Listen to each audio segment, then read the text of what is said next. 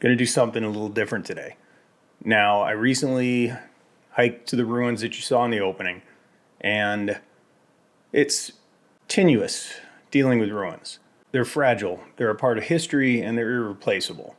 So, I want to share these places, but you don't want to cause damage to them. I started thinking, well, how do I deal with that? I don't think that most of this stuff that is done is malicious. I think it's more of a lack of knowledge. I'm not coming from a place of being judgmental or holier than thou or anything. We just weren't born with this extensive knowledge of how you act in the wild. I'm still learning every day. So I thought, how can I share this but do some good? And here's what I came up with, right, wrong, or indifferent. I'm going to put together this video that is going to explain some of the basics of how you're supposed to treat ruins when you go to them. And in this video, I'll put a link to the video about the hike itself. So I'm going to try and keep this short, but hopefully, somebody learned something from this.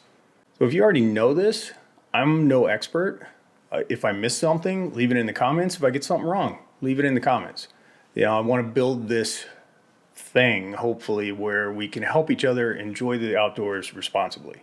Item number 1, don't sit on, climb on, stand on, lean on, don't apply pressure to the ruins. I didn't know this when I started. It's an 800-year-old rock wall. It's been there for centuries. I'll just be really gentle. Well, the thing is, failure often occurs through minor repeated stresses over time. So if you lean on this wall or step on it, it causes movement within the wall from the pressure you put on it, fractions of an inch. You probably won't even notice it.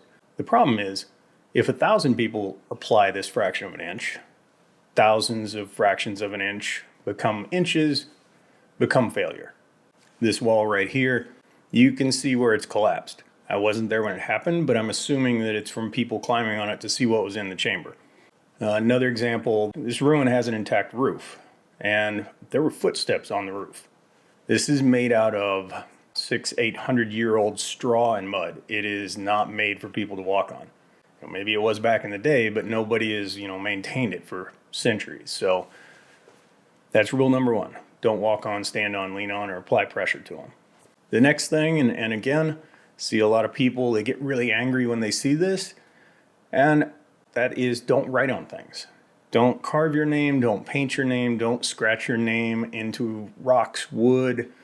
You're not supposed to write your name there. Now, when I was younger, I have carved my name in a tree. I'm not going to lie. You're not born knowing this. So, especially with ruins, but pretty much anywhere in the outdoors, you don't want to leave that behind. Now, I will get on a soapbox for a second here. I've seen people argue, well, the Native Americans had petroglyphs, and how is me writing my name any different? You're not historical. If you have your hair and George Washington's hair in a couple of plastic bags, yours gets thrown away, his will make a lot of money on eBay. I don't make up how history works, but that's how it works. If you still don't like that, and you think, I don't care, 800 years, I'll be history, then the difference is this was their home. You don't own it, they did. If you still want to argue, just leave your address in the comments. I'll spray paint Jerry, Arizona on your garage, and 800 years from now, you'll have a historic garage with my graffiti on it. Sorry about that tangent. I swore I wasn't going to do that. Next up, don't take anything. If you see pottery, arrowheads, grinding stones, just don't take anything. It's part of the site. It's part of history. You probably won't see anything because over the years, people have not followed that advice. So most of them have been looted and everything's gone. But yeah, don't take anything. Another one that I saw at this site is don't camp in the ruins.